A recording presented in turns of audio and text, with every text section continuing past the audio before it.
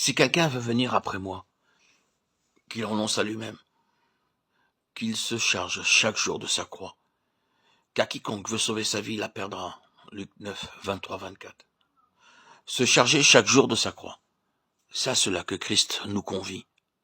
C'est à cela que Paul obéissait, portant toujours en son corps la mort du Seigneur Jésus. Il y a un degré d'union avec Christ qui nous fait pénétrer dans un nouveau domaine où il semble que la croix étende un abîme entre nous et le passé, nous et le monde, où nous expérimentons de façon continue cette conformité à la mort de Christ nécessaire à la manifestation de la vie de résurrection en nous.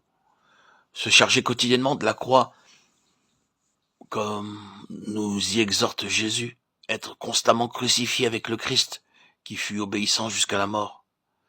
Perdre sa vie chaque jour pour que le Seigneur puisse communiquer la sienne en échange. Être désireux chaque jour de ressembler davantage au divin crucifié, non pas en nous créant nous-mêmes une croix, mais en prenant joyeusement celle qu'il nous donne, celle qu'il place sur notre route. Voilà ce que demande le Seigneur. Il cherche pour un monde perdu de ces messagers crucifiés qui renoncent à leur vie, pour que la sienne puisse se manifester ici-bas par eux. Si quelqu'un vient à moi et ne hait pas son père, sa mère, sa femme, ses enfants, ses frères, ses sœurs, et même sa propre vie, il ne peut être mon disciple. Quiconque ne porte pas sa croix ne peut être mon disciple. Quiconque ne renonce pas à tout ce qu'il a ne peut être mon disciple. Luc 14, 26, 27, 33. Le don complet de soi, un don sans réserve, sans condition, c'est là ce que le Seigneur demande de ceux qui le suivent.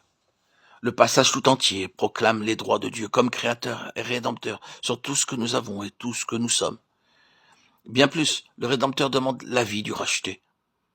Celui qui a été sauvé ne s'appartient plus, sa vie appartient à Jésus. Il ne peut laisser la croix à son Sauveur et penser qu'il lui est loisible de la porter ou non. Il doit lui aussi porter sa propre croix, la croix de Jésus dans les répercussions qu'elle a sur sa vie, et suivre le Seigneur jusqu'au bout.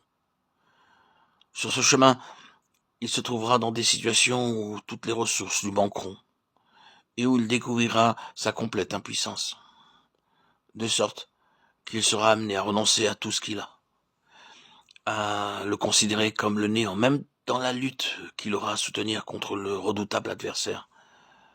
Luc 14, 33.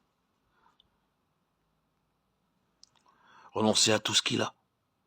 C'est bien là le sommet à atteindre. C'est bien cela qu'il est invité par cette croix au Christ, l'a racheté par son sang précieux. Mais sur ce chemin où le Christ l'appelle, le disciple ne tarde pas à découvrir, lorsqu'il a renoncé à tout ce qu'il a, Marc 10, 29, 30, que le Seigneur le lui rend au centuple dès cette vie, en même temps qu'il lui promet, dans l'âge à venir, la vie éternelle. Marc 10, 29, 30.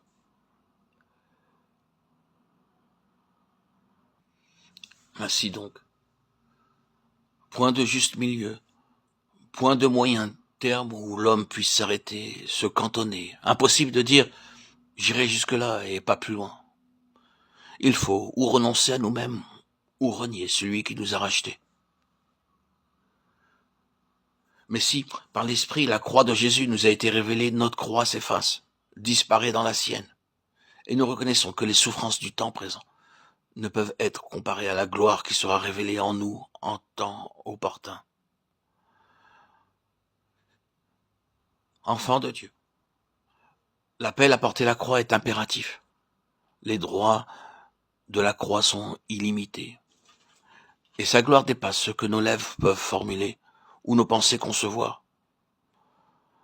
Entendrons-nous cet appel, l'appel du Maître, et renoncerons-nous à tout, même à notre vie, pour le suivre?